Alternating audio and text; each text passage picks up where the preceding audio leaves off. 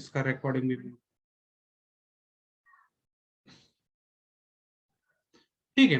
देखो chemical reaction मतलब क्या होता है बच्चों, केमिकल रिएक्शन मतलब एक सिंबॉलिक रिप्रेजेंटेशन है, सिंबॉलिक यस। रिप्रेजेंटेशन है। तो यहाँ पे आप बोलेंगे कि केमिकल रिएक्शन एक क्या है, सिंबॉलिक रिप्रेजेंटेशन है, किसी भी केमिकल चेंज का एक सिंबॉलिक रिप्रेजेंटेशन है, और उसको हम एक इन टर्म्स ऑफ रिएक्टेंट और प्रोडक्ट के टर्म में उसको हम लिखते हैं। क्लियर है। तो यहाँ पे मैंने एक नीचे एक रिएक्शन लिखी, देखो हाइड्रोक्लोरिक एसिड का रिएक्शन सोडियम हाइड्रोक्साइड के साथ हुआ तो सोडियम क्लोराइड और वाटर मिला। तो इसका एक हम एक सिंबॉलिक रिप्रेजेंटेशन लिखना है तो कैसे लिखेंगे स्टूडेंट, इसको हम ऐसे लिखेंगे सिंबॉलिक रिप्रेजेंटेशन के अंदर, यहाँ पे HCl लिखेंगे, यहाँ पे प्लस करेंगे और यहाँ पे NaOH करेंगे। प्लस का मतलब NaOH की रिएक्शन HCl के साथ हुई है, और यहाँ पे जो भी आपका फॉर्मेशन हुआ है तो यहाँ पे एक एरो लगाएंगे आप। तो इस एरो का मतलब ऐसा है कि यहाँ पे HCl NaOH, यहाँ पे यदि हम लेफ्ट हैंड साइड पे लिख रहे हैं, LHS पे लिख रहे हैं, तो LHS वाले डिकम्पोज होने वाले, इसका मतलब ये डिकम्पोज होने वाले। और यहाँ पे एरो का मतलब वो किस साइड में रिएक्शन जा रही है, तो आगे यहाँ पे जिस साइड पे रिएक्शन जा रही है इसको यहाँ पे हेड बोलेंगे, और ये जो पीछे वाला हिस्सा इसको टेल बोलते हैं। तो हेड वाले हिस्से में हम हमेशा प्रोडक्ट को रखते हैं। तो यहाँ पे हमारा क्या बनेगा, NaCl बनेगा और वाटर बनेगा। तो यहाँ पे आपका NaCl और वाटर मतलब यहाँ पे H2 बोलेंगे आप, H2। तो यहाँ पे हमारा H2 मिलेगा, H2। तो यहाँ पे हमारे पास राइट हैंड साइड में हमेशा फॉर्मेशन वाले, यहाँ पे इस राइट हैंड साइड पे हम लिख, तो एक केमिकल रिएक्शन है बच्चों, this is a chemical reaction, तो इसको हम केमिकल रिएक्शन बोलते हैं, this is a chemical reaction, एक केमिकल रिएक्शन, एक केमिकल रिएक्शन, समझ रहे ना। तो इस चेंज को हमने एक रिएक्टेंट, एक प्रोडक्ट, उसको एक सिंबॉलिक नाम दिया, हाइड्रोक्लोरिक एसिड को हमने HCl बोल दिया, सोडियम हाइड्रोक्साइड को हमने NaOH बोल दिया, सोडियम क्लोराइड को हमने NaCl बोल दिया, वाटर को हमने H2 बोल दिया, सिंबॉलिक फॉर्म यहाँ पर रिप्रेजेंट करो। तो फिर यहाँ पे आखिर ये केमिकल रिएक्शन तो हम समझ गए कि केमिकल रिएक्शन क्या होता है। उसके बाद हमें यहाँ पे समझना है कि टाइप ऑफ केमिकल रिएक्शन क्या है, कौन कौन सी टाइप की केमिकल रिएक्शन हम यहाँ पे इस टॉपिक के अंदर पढ़ेंगे, या जनरली वो हम पढ़ते। वैसे तो बहुत सारे टाइप की केमिकल रिएक्शन होती है, उसमें से इस टॉपिक में जो लगने वाली है वो हम यहाँ पे बिल्कुल पढ़ेंगे। तो हमारा नेक्स्ट हेडिंग है टाइप्स ऑफ केमिकल रिएक्शन। तो नेक्स्ट हमारा हेडिंग है front types of chemical reaction. तो यहाँ पे टाइप्स ऑफ केमिकल रिएक्शन, कौन से टाइप की केमिकल रिएक्शन होती है ये यहाँ पे हम देखें, टाइप्स ऑफ केमिकल रिएक्शन। तो हेडिंग डालना है टाइप्स ऑफ केमिकल रिएक्शन। तो हमारे पास यहाँ पे दो टाइप की केमिकल रिएक्शन, तो फिलहाल यहाँ पे हम इसको डिफरेंशिएट कर रहे हैं, two types of chemical reaction. एक तो होता है होमोजीनियस रिएक्शन, एक होता है homogeneous homogeneous reaction, homogeneous reaction, और दूसरा होता है हेट्रोजीनियस रिएक्शन, हेट्रोजीनियस रिएक्शन।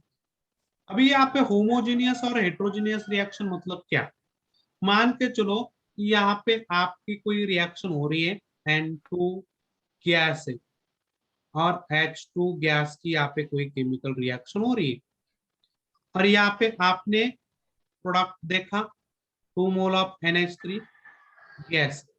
यहाँ पे आप ये देख रहे हैं कि यहाँ पे ये N2 गैस है, H2 गैस है, और प्रोडक्ट भी गैस है।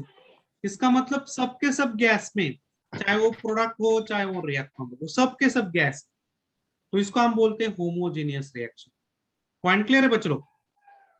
और यहाँ पे आप हेट्रोजीनियस के अंदर यहाँ पे रिएक्शन कैसे देख सकते हैं, मान के चलो कि आपके पास जिंक है जो सॉलिड स्टेट में, प्लस उसकी रिएक्शन यहाँ पे कहीं पे CO2 के गैस के साथ हो जाती है, यहाँ पे हमें ZNO जिंक का ऑक्साइड मिलता है, जिंक ऑक्साइड की जो सॉलिड स्टेट में, और यहाँ पे CO यहाँ पे गैस मिलता है। तो यहाँ पे आप देख सकते हैं कि रिएक्टेंट प्रोडक्ट अलग अलग स्टेट में, यहाँ पे कोई जिंक है यहाँ पे वो सॉलिड स्टेट में, यहाँ पे आपका कार्बन मोनोऑक्साइड गैस स्टेट में, या कार्बन डाइऑक्साइड गैस स्टेट में, ZNO सॉलिड स्टेट में। तो यहाँ पे अलग अलग स्टेट मिल सकती है। तो यहाँ पे कोई लिक्विड सॉलिड भी हो सकता है, लिक्विड गैस भी हो सकता है। आप कोई भी यहाँ पे एक अलग अलग स्टेट वाली रिएक्शन ले सकते हैं कि जिसके अंदर स्टेट बिल्कुल अलग अलग है। सॉलिड है, लिक्विड है, या सॉलिड है, गैस है, या लिक्विड है, गैस है, ऐसे कुछ भी यहाँ पे आप बोल सकते हैं। तो यहाँ पे reactant and product are two or more phase, तो यहाँ पे आप बोल सकते हैं कि reactant and product are two or, यहाँ पे लिख के देता हूँ, थोड़ी सी जगह कम है यहाँ पे। All reactant and product are in same phase, यहाँ पे लिखो all reactant and product are in same phase. जो भी रिएक्टेंट और प्रोडक्ट है वो एक सेम फेज के अंदर है, इसके अंदर होमोजेनियस। पॉइंट क्लियर है बच्चों लोग? और यहाँ पे आप हेट्रोजेनियस के अंदर क्या बोलेंगे? हेट्रोजेनियस के अंदर क्या बच्चे बोलेंगे? यहाँ पे reactant and product, reactant and product, reactant and product are in two or more, तो यहाँ पे ऊपर लिखता हूं टू और मोर फेज, दो या दो से ज्यादा फेज के अंदर वो मिलते हैं। यस स्टूडेंट, क्लियर है? यस, इसके अंदर आपको यस सर। यस क्या पूछना है बोलो।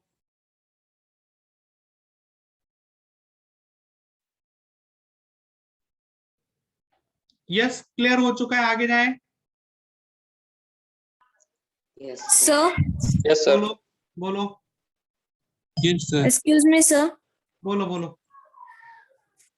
Sir types of chemical reaction का पॉइंट फिर से एक बार एक्सप्लेन कीजिए। टाइप ऑफ केमिकल रिएक्शन में दो टाइप किए हमने, होमोजेनियस और हेट्रोजेनियस। होमो मींस सेम, ये जो होमो नाम है ना, इसका मतलब है सेम। यहाँ पे होमो जो नाम है, होमो मींस सेम, और हेट्रो मींस डिफरेंट। होमो और हेट्रो का मतलब क्या होता है कि होमो मतलब सेम होता है, यहाँ पे हम होमो का मतलब लिखेंगे सेम, होमो मतलब सेम, और हेट्रो मतलब डिफरेंट। मतलब रिएक्टेंट आप यहाँ पे देख सकते हैं, यहाँ पे पहले वाले होमोजेनियस में रिएक्टेंट कौन है? नाइट्रोजन गैस है और हाइड्रोजन गैस है, तो यहाँ पे रिएक्टेंट पूरा गैस फेज में, और प्रोडक्ट भी यहाँ पे गैस फेज में। तो रिएक्टेंट और प्रोडक्ट वो दोनों का फेज एक ही है, फेज है, गैस फेज है। तो फेज यहाँ पे चाहे वो गैस हो, चाहे वो लिक्विड हो, चाहे वो सॉलिड हो, कोई भी एक फेज हो, रिएक्टेंट का जो फेज है वही फेज आपका प्रोडक्ट का है। चाहे वो रिएक्टेंट सॉलिड में हो तो प्रोडक्ट भी सॉलिड में है, तो उस रिएक्शन को भी होमोजेनियस बोलेंगे। चाहे आपकी एक रिएक्शन है कि जिसके अंदर रिएक्टेंट लिक्विड में और प्रोडक्ट भी लिक्विड में है, तो उसको भी आप होमोजेनियस बोलेंगे। चाहे आपकी रिएक्शन का दोनों भी रिएक्टेंट और प्रोडक्ट गैस फेज में, उसको भी आप होमोजेनियस बोलेंगे। तो होमोजेनियस मतलब रिएक्टेंट और प्रोडक्ट की फेज सेम होनी चाहिए, स्टेट सेम होनी चाहिए। क्लियर है point? Homogeneous reaction clear? Homogeneous reaction clear है? अब हेट्रोजेनियस रिएक्शन मतलब क्या बच्चों लोग? हेट्रो मतलब डिफरेंट। आप अपना वॉइस बंद करो पहले, वॉइस पूरा आप अपना माइक ऑफ करिए ताकि सब लोग एकदम अच्छे से सुन पाए लेक्चर को। हाँ देखो, अभी हेट्रोजेनियस मतलब क्या बच्चों लोग? कि हेट्रो मींस डिफरेंट, तो रिएक्टेंट कुछ अलग स्टेट में, तो यहाँ पे देख सकते हैं कि रिएक्टेंट यहाँ पे जिंक सॉलिड है और यहाँ पे प्रोडक्ट के अंदर गैस, तो जिंक सॉलिड और प्रोडक्ट गैस, या आपका CO2 गैस है और यहाँ पे ZNO सॉलिड है, तो अलग अलग स्टेट है। यहाँ पे आप देख सकते हैं कि अलग अलग स्टेट है। तो यदि अलग अलग स्टेट यहाँ पे है, रिएक्टेंट और प्रोडक्ट कुछ अलग अलग स्टेट में यहाँ पे मिल रहे हैं, उस रिएक्शन को आपको बोलना है हेट्रोजेनियस रिएक्शन। इसका मतलब वो सब सेम स्टेट में नहीं है बच्चों लोग, वो अलग अलग स्टेट में, चाहे तो कोई सॉलिड में हो सकता है रिएक्टेंट, कोई प्रोडक्ट के अंदर लिक्विड हो सकता है, ऐसा भी हो सकता है। अलग अलग स्टेट में यदि है तो उसको हम यहाँ पे क्या बोलेंगे? रिएक्टेंट और product are in two or more phase, दो या दो से ज्यादा फेज के अंदर है। सबकी फेज यहाँ पे सेम नहीं है कि सब यहाँ पे सॉलिड ही है, सब लिक्विड ही है, या सब गैस ही है, ऐसा बिल्कुल नहीं है। तो माइक ऑफ करो आपका बच्चों लोग, जिसका भी माइक ऑफ ऑन है वो लोग यहाँ पे बंद करिए, माइक आप अपना ऑफ ही रखिए बच्चों लोग, ठीक है? तो मैं यहाँ पे थोड़ी देर के लिए माइक आपका ऑफ कर देता हूँ।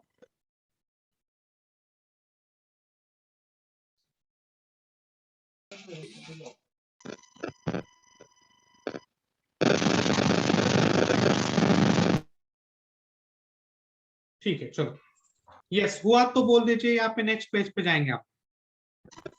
पॉइंट क्लियर है? Yes, sir. Mic mic off रखिए बच्चों लोग, आप अपना माइक का प्रिकॉशन लीजिए खाली, ठीक है सबको।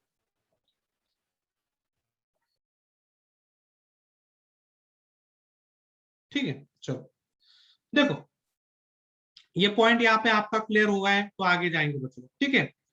नेक्स्ट यहाँ पे हम पॉइंट जाएंगे बच्चों लोग कि हम समझते हैं कि यहाँ पे टाइप्स ऑफ जो केमिकल रिएक्शन है वो तो हो गया हमारा, दो टाइप है, होमोजेनियस रिएक्शन और हेट्रोजेनियस रिएक्शन।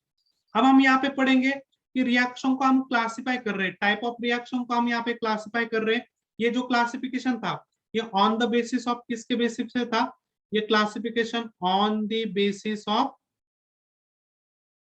बेसिस ऑफ यहाँ पे फिजिकल स्टेट के बेसिस पे था। फिजिकल स्टेट के ऊपर हमने ये बोल दिया कि होमोजेनियस हेट्रोजेनियस, फिजिकल स्टेट देख के ये हमने क्लासिफाई किया। अब next type of chemical reaction क्या है? वो यहाँ पे on the basis of direction. तो डायरेक्शन के हिसाब से यहाँ पे हम देखेंगे, यहाँ पे हमें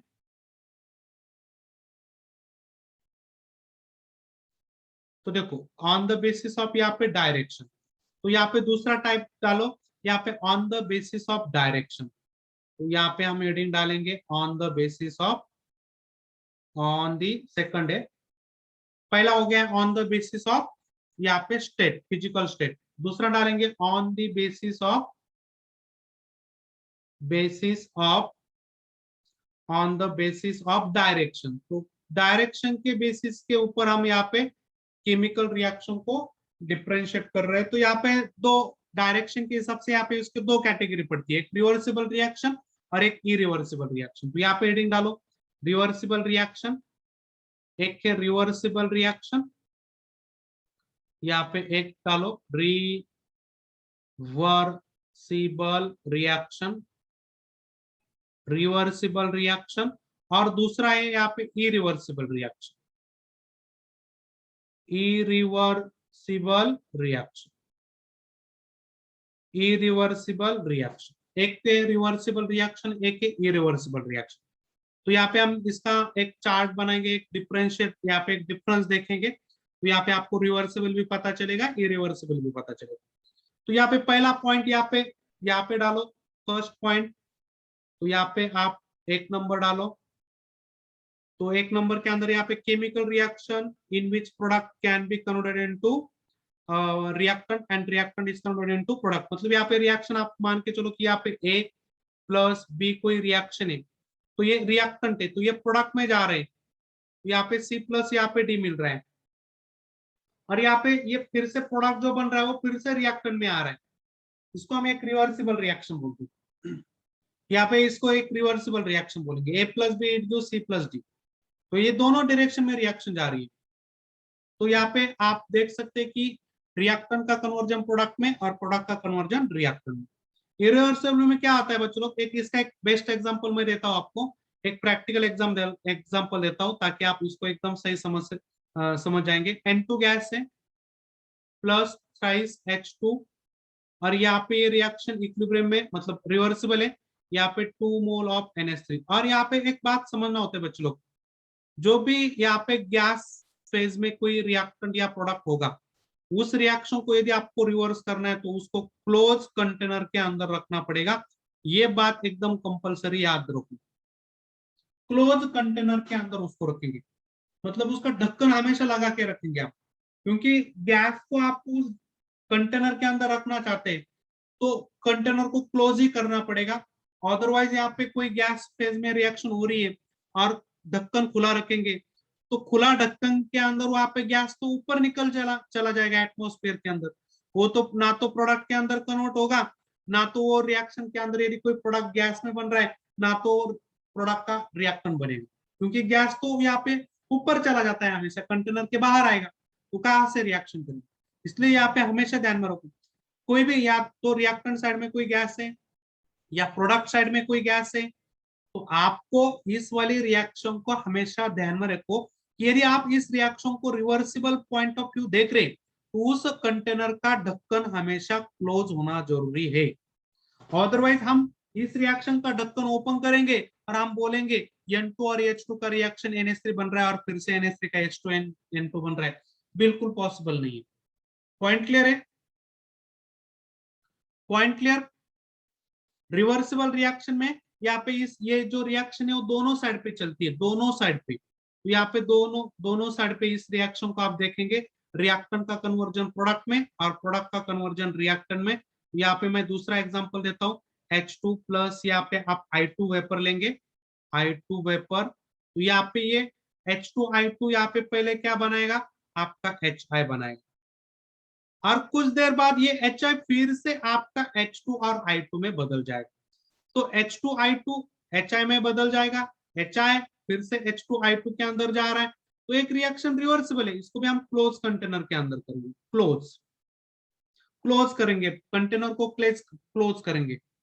ठीक है, तो यहाँ पे आप इसको समझ रहे हैं बच्चों लोग। यहाँ पे रिवर्सिबल रिएक्शन मतलब वो दोनों डायरेक्शन में जा रही है, वो फॉरवर्ड डायरेक्शन में भी जा रही है और बैकवर्ड डायरेक्शन। तो इसके अंदर आप लिख सकते हैं केमिकल रिएक्शन इन विच, यहाँ पे chemical reaction in which, chemical reaction in which,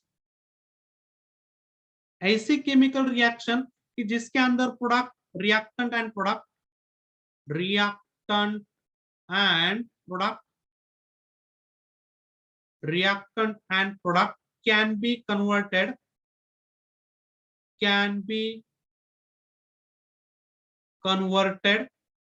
back into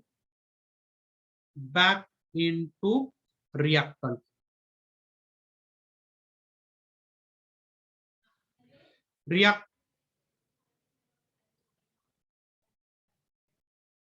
इसको थोड़ा सा मॉडिफाई करेंगे,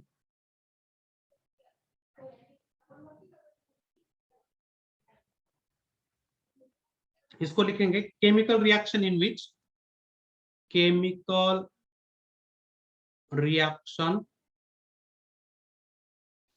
इन विच, chemical reaction in which product can be converted back into reactant। तो ये रिएक्शन के अंदर जो प्रोडक्ट बन रहा है उसका फिर से रिएक्टेंट यहाँ पे बन जाएगा। This is the definition of, यहाँ पे आप रिवर्सिबल रिएक्शन। तो रिवर्सिबल रिएक्शन यहाँ पे आप देख सकते हैं कि रिएक्टेंट का कन्वर्जन यदि प्रोडक्ट में हो रहा है तो प्रोडक्ट भी यहाँ पे रिएक्टेंट के अंदर थोड़ी देर बाद कन्वर्ट हो जाएगा। ठीक है, तो ये रिएक्शन जो है वो दोनों डायरेक्शन में चलेगी, फॉरवर्ड डायरेक्शन में भी चलेगी और बैकवर्ड डायरेक्शन में भी चलेगी। ठीक है, पॉइंट क्लियर? अब यहाँ पे इसके एग्जांपल देखेंगे इरिवर्सिबल। इरिवर्सिबल मतलब यहाँ पे वो कभी रिवर्स होगी ही नहीं। मतलब मान के चलो कि यहाँ पे आप AgNO3 की रिएक्शन करेंगे, AgNO3 की रिएक्शन NaCl के साथ करेंगे, NaCl के साथ, तो यहाँ पे आपका AgCl बनता है बच्चों, AgCl सॉलिड बनता है और यहाँ पे आपका बनेगा NaNO3। तो यहाँ पे आप देखेंगे कि ये रिएक्शन एक ही डायरेक्शन में चलती है, फॉरवर्ड, ओनली प्रोडक्ट यहाँ पे बनाती है। प्रोडक्ट यहाँ पे फिर से रिएक्टेंट के अंदर यहाँ पे बिल्कुल शिफ्ट नहीं होता है। या आप दूसरी रिएक्शन देखेंगे NaCl प्लस यहाँ पे H2SO4, तो यहाँ पे आपका बनता है NaHSO4 और यहाँ पे आपका बनता है HCl। ठीक है, तो ये भी रिएक्शन एक प्रोडक्ट ही बनाएगी, यहाँ पे वो फिर से रिएक्टेंट में कभी नहीं आएगी। एक बार रिएक्शन हो गई तो आप उस बीकर के अंदर फिर से वो रिएक्शन उसी बीकर के अंदर बैकवर्ड नहीं आएगी, उसी बीकर के अंदर वो बैकवर्ड बिल्कुल भी नहीं आएगी। तो बात समझ रहे हैं आप बच्चों लोग? मतलब ये एक ही बीकर के अंदर हो रहा है, ये फॉरवर्ड डायरेक्शन में भी जा रही है और बैकवर्ड डायरेक्शन में भी आ रही है और बीकर तो वही है आपका, सेम बीकर, मतलब उसी टाइम पे फॉरवर्ड पे और उसी टाइम पे बैकवर्ड, एक ही बीकर के अंदर, तो उसको हम रिवर्सिबल बोलेंगे। यहाँ पे ये एक बीकर के अंदर NaCl को डाले तो वहां पे उसी बीकर के अंदर खाली NaHSO4 और प्लस HCl आपको दिखेगा। ये रिएक्शन आपको उसी बीकर के अंदर बैकवर्ड नहीं मिलेगी। पॉइंट क्लियर है? या उसके पहले आपने बहुत बार ये जिंक का डिस्प्लेसमेंट रिएक्शन देखा होगा, जिंक और H2SO4 के अंदर यहाँ पे डाले जिंक को, तो यहाँ पे आपका ZnSO4 बनाता है और यहाँ पे H2 गैस बनाता है, तो ये एक ही डायरेक्शन में रिएक्शन जारी, एक ही डायरेक्शन। यहाँ पे हम रिएक्शन को बायफरकेट कर रहे हैं on the basis of direction.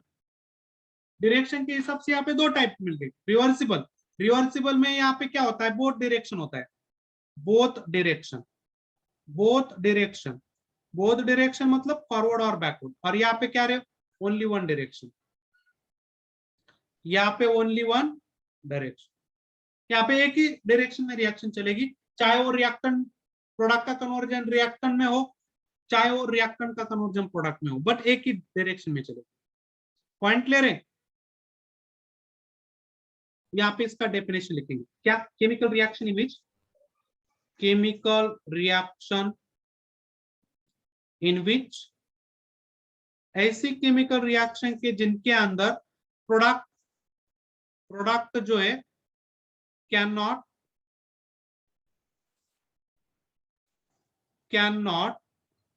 Product जो है can not converted into react,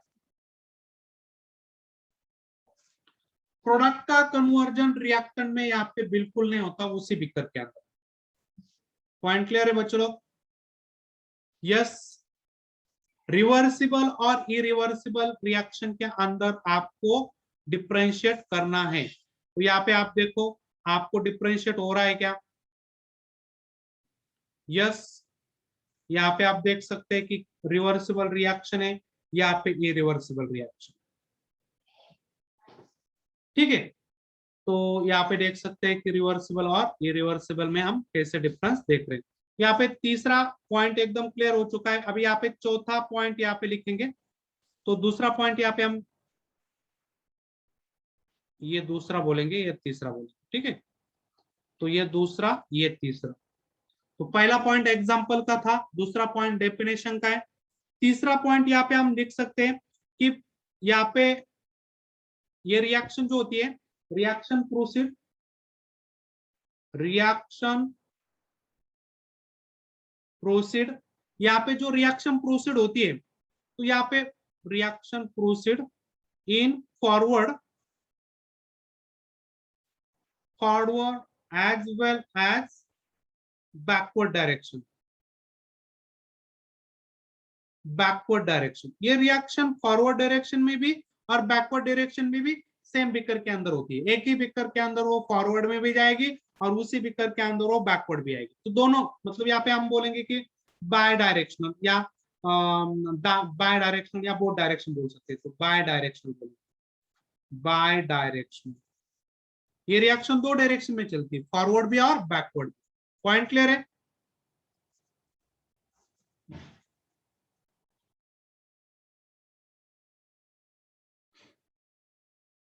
नहीं, एक फेज में नहीं होती वो, एक फेज में हो भी सकती है, नहीं भी हो सकती। मतलब यहाँ पे एक फेज में होने की जरूरत नहीं होगी, मतलब आपका लिक्विड गैस भी हो सकता है, गैस लिक्विड भी हो सकता है, सॉलिड लिक्विड भी हो सकता है, ऐसा कुछ भी हो सकता है उसके अंदर गैस। सबका स्टेट सेम होना जरूरी नहीं है, ठीक है, रिवर्सिबल के लिए। तो आप बोलेंगे कि सर खाली एक ही फेज के अंदर होमोजेनियस ही होना जरूरी नहीं है, ठीक है। वो किसी भी यहाँ पे हेट्रोजेनियस भी हो सकता है, होमोजेनियस भी हो सकता है। रिवर्सिबल रिएक्शन कुछ भी हो सकती है, होमोजेनियस भी हो सकती है, हेट्रोजेनियस भी हो सकती है, ठीक है। तो यहाँ पे ये भी लिखो कि रिवर्सिबल रिएक्शन होमोजेनियस भी हो सकती है और हेट्रोजेनियस भी हो सकती है। तो ऊपर मैंने होमोजेनियस के एग्जांपल लिखे, तो वहां पे ऐसा इसका मीनिंग बिल्कुल नहीं है कि होमोजेनियस है। होमोजेनियस भी हो सकता है, हेट्रोजेनियस भी हो सकता है, कुछ भी हो सकता है, वो हम यहाँ पे बता नहीं सकते। कोई रिएक्शन इक्विलिब्रियम के रिवर्सिबल है तो उसको एक ही फेज के अंदर होना जरूरी नहीं है, होमोजेनियस और हेट्रोजेनियस कुछ भी हो सकता है, ठीक है। यहाँ पे reaction in only one direction, यहाँ पे आप लिखेंगे रिएक्शन प्रोसीड इन, तो यहाँ पे लिखो रिएक्शन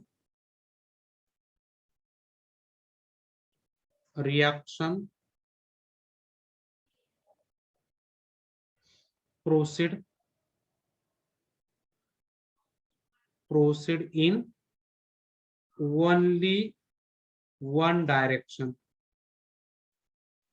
रिएक्शन खाली ओनली वन डायरेक्शन में प्रोसीड होती है, यहाँ पे फॉरवर्ड डायरेक्शन बोलेंगे, फॉरवर्ड डायरेक्शन मतलब वो खाली प्रोडक्ट बनाएगी, वो खाली फॉरवर्ड डायरेक्शन में जाएगी, यहाँ पे खाली प्रोडक्ट बनेगा, यहाँ पे कभी उसका रिएक्टेंट बनेगा ही नहीं। समझ रहे ना? तो ये रिएक्शन यहाँ पे आप देखेंगे कि ये ओपन कंटेनर में जो रिएक्शन होती है, ओपन कंटेनर में इसको करना होता है। यदि if anyone is gas, open container में आप करेंगे तो स्पेशली गैस फेज वाली कोई ओपन रिएक्शन आप करेंगे तो वो इरिवर्सिबल हो जाती है। ठीक है, सब ओपन कंटेनर वाली रिएक्शन इरिवर्सिबल होती है ऐसा भी कुछ नहीं है। आप ओपन कंटेनर को आप मान के चलो कि लिक्विड में कोई यहाँ पे आपका एक रिएक्शन है और वो लिक्विड में, मतलब उसका रिएक्टेंट और प्रोडक्ट लिक्विड में, या रिएक्टेंट लिक्विड में प्रोडक्ट सॉलिड में, या रिएक्टेंट सॉलिड में प्रोडक्ट लिक्विड में, तो उसको आपको क्लोज करने की कोई जरूरत नहीं है। वो वहां पे ओपन रखेंगे तो भी इक्विलिब्रियम में आएगी, क्योंकि उसके अंदर कोई गैस है ही नहीं, तो वो वहां पे इवापोरेट बिल्कुल नहीं होगा। वो रिएक्शन वहां पे इक्विलिब्रियम में आ सकती है, मतलब ऐसा जरूरी नहीं कि कंटेनर को आप यहाँ पे खुला छोड़ दिया तो आप उसको बोलेंगे कि सर ये इरिवर्सिबल रिएक्शन। यदि खुला छोड़ दिया और गैस है, वहां पे कोई गैस है और खुला छोड़ दिया, वहां पे आप पक्का बोल दीजिए दिस इज इरिवर्सिबल रिएक्शन, एक इरिवर्सिबल रिएक्शन आप बोल दीजिए। वहां कोई गैस है और खुला कर दिया उसको, तो आप उसको पक्का बोल दीजिए इरिवर्सिबल। तो मैक्सिमम यहाँ पे ओपन कंटेनर वाली रिएक्शन जो है वो आपको एक इरिवर्सिबल रिएक्शन मिलती है, बट ऐसा जरूरी यहाँ पे बिल्कुल नहीं है कि ओपन कंटेनर में इसका मतलब वो कभी रिवर्सिबल होगी नहीं। तो लिक्विड लिक्विड में या सॉलिड लिक्विड में या लिक्विड सॉलिड में वो वहां पे आपके इक्विलिब्रियम बना सकते हो कंटेनर को ओपन रख के भी। पॉइंट क्लियर है? पॉइंट तीसरा क्लियर हुआ है? तीसरा पॉइंट यहाँ पे क्लियर हो चुका है, तो यहाँ पे चौथा पॉइंट की तरफ हम यहाँ पे जाएंगे। पॉइंट नंबर 4 ऐसा है बच्चों कि यहाँ पे रिवर्सिबल रिएक्शन जो है वो यहाँ पे दिस रिएक्शन अटेन इक्विलिब्रियम। ये यहाँ पे ये रिएक्शन जो है वो कुछ टाइम बाद एक इक्विलिब्रियम अटेम्प्ट करती है। ये रिएक्शन कुछ टाइम बाद इक्विलिब्रियम अटेम्प्ट करती है बच्चों। और यहाँ पे ये जनरली यहाँ पे जो रिएक्शन है वो दिस रिएक्शन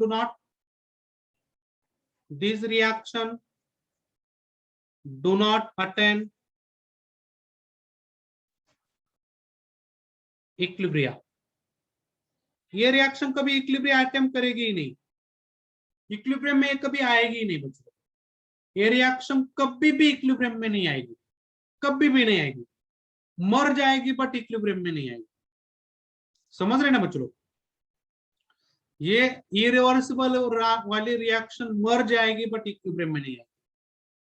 समझ रहे ना? तो इक्विलिब्रियम में यहाँ पे ये रिएक्शन कभी नहीं आती है, बट रिवर्सिबल रिएक्शन यहाँ पे इक्विलिब्रियम के अंदर आ सकती है। इक्विलिब्रियम में क्यों आएगी? इक्विलिब्रियम में आना मतलब क्या होना? इक्विलिब्रियम में मतलब डायनेमिक इक्विलिब्रियम में नहीं आएगी, डायनेमिक इक्विलिब्रियम में नहीं आएगी, क्योंकि डायनेमिक इक्विलिब्रियम आने के लिए आगे भी रिएक्शन जानी चाहिए और पीछे भी रिएक्शन आनी चाहिए ना, तभी तो डायनेमिक इक्विलिब्रियम बनेगा ना निकिता।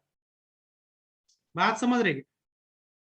कल हम बात क्या कर रहे थे? इक्विलिब्रियम में मतलब क्या? रिएक्शन आगे भी जाना और पीछे भी आना। ये रिएक्शन आगे ही जा रही है, पीछे आ ही नहीं रही है, ये कैसे डायनेमिक इक्विलिब्रियम बनेगी? डायनेमिक इक्विलिब्रियम में आना है तो आपको रिएक्शन को रिवर्सिबल रखना ही पड़ेगा। यहाँ पे आप इसको इक्विलिब्रियम में कभी नहीं ला सकते। जो हम यहाँ पे डायनेमिक इक्विलिब्रियम की बात कर रहे हैं, not static equilibrium. Static equilibrium का कोई मीनिंग नहीं है बच्चों लोग केमिस्ट्री में।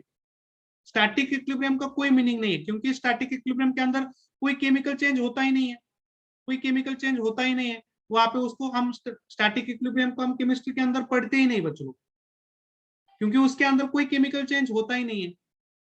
वो रिएक्टेंट में रहेगा, प्रोडक्ट में रहेगा, कोई केमिकल चेंज वहां पे होता ही नहीं है। तो फिर वहां पे हम स्टैटिक इक्विलिब्रियम का केमिस्ट्री के अंदर कोई मीनिंग नहीं, कोई सिग्निफिकेंस नहीं। तो जब भी मैं बात करूंगा वो बात रहेगी एक केमिस्ट्री वाले इक्विलिब्रियम की, वो हमें यहाँ पे डायनेमिक इक्विलिब्रियम मतलब रिएक्टेंट और प्रोडक्ट के यहाँ पे बीच इक्विलिब्रियम एस्टेब्लिश होना बहुत जरूरी है। उसके लिए रिएक्टेंट प्रोडक्ट में जाना चाहिए, प्रोडक्ट रिएक्टेंट में आना चाहिए। समझ रहे ना? मतलब अब जिस टाइम पे मैं बोल रहा हूँ उसी टाइम पे आप सुन रहे हैं, इसका मतलब ये एक डायनेमिक इक्विलिब्रियम है बच्चों, डायनेमिक इक्विलिब्रियम। मैंने कभी एक लेक्चर रिकॉर्ड किया है और वो आप कब सुनेंगे? This is static equilibrium. Dynamic मतलब अभी चालू है कहानी, लेन देन की कहानी चालू है, मैं जितना दे रहा हूं उतना आप ले रहे हैं, आप जितना बोलेंगे मैं उतना लूंगा। This is the dynamic equilibrium. समझ रहे ना बच्चों? मैं आपको पढ़ा रहा हूं, इसका मतलब मैं आपके साथ 1 घंटा स्पेंड कर रहा हूं, इसका मतलब आप भी मेरे साथ 1 घंटा स्पेंड कर रहे हो, तो इक्वल हो गया ना दोनों का रेट, आप भी 1 घंटा मैं भी 1 घंटा, तो फॉरवर्ड और बैकवर्ड सेम हो गया ना। अब यहाँ पे स्टैटिक की केस क्या रहेगी? खाली मैं ही बोल रहा हूँ और आगे कोई सुन ही नहीं रहा है। ऑनलाइन लेक्चर यहाँ पे यूट्यूब पे चालू है, रिकॉर्ड कर देते लेक्चर, डाल देते, फिर यहाँ पे एक साइड पे ही लेक्चर चलता है, दूसरे साइड पे कोई सुनता है ही नहीं। बात समझ रहे बच्चों? तो यहाँ पे उसका, यहाँ पे केमिस्ट्री में कोई सिग्निफिकेंस बिल्कुल नहीं होता है। तो वहां पे जब भी हम बात करेंगे वो एक डायनेमिक इक्विलिब्रियम रहेगा। विदाउट डायनेमिक इक्विलिब्रियम केमिस्ट्री की यहाँ पे बात बिल्कुल नहीं होगी। ठीक है, तो चौथा पॉइंट यहाँ पे क्लियर है, तो आगे जाएंगे बच्चों लोग। चौथा पॉइंट क्लियर है? ठीक है, तो यहाँ पे आप देख सकते हैं कि ये जो डिफरेंस है, यहाँ पे डिफरेंस के अंदर आप एक रिवर्सिबल और एक इरिवर्सिबल के आप इसको डिफरेंशिएट कर सकते हैं। ठीक है, चलो तो अभी यहाँ पे हम आगे जाएंगे बच्चों लोग।